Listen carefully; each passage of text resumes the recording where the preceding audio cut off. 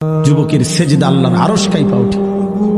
নওজোয়ান সেজদা দিলে আল্লাহ আরশ আজিম থেকে বলে, যুবক তুই আমারে সেজদা দিলি, যা ওয়াদা দিলাম হাসরের ময়দান আমি তোরে আমার আরশের ছায়া দেব। বাহ বাহ, তোরে আমি পাশে বসাবো নওজোয়ান, তুই স্টেজে বইবি,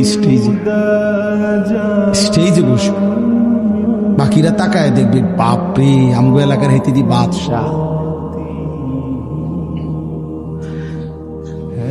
আল্লাহ তৌফিক দান করুন।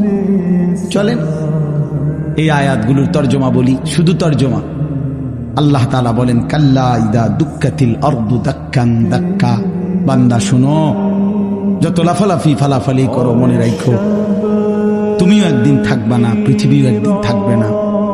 এই গোটা জমিন আমি আল্লাহ তাআলা চূর্ণ বিচূর্ণ করে ফেলব, সব শেষ করে ফেলব।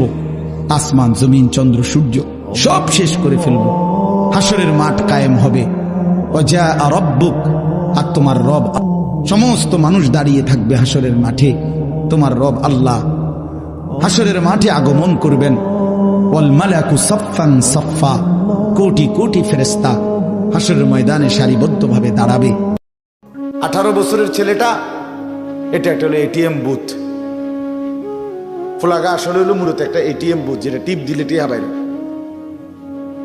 হ্যাঁ, বাস্তবতা এটা। অসংখ্য মা বাবার ফিকির এটা।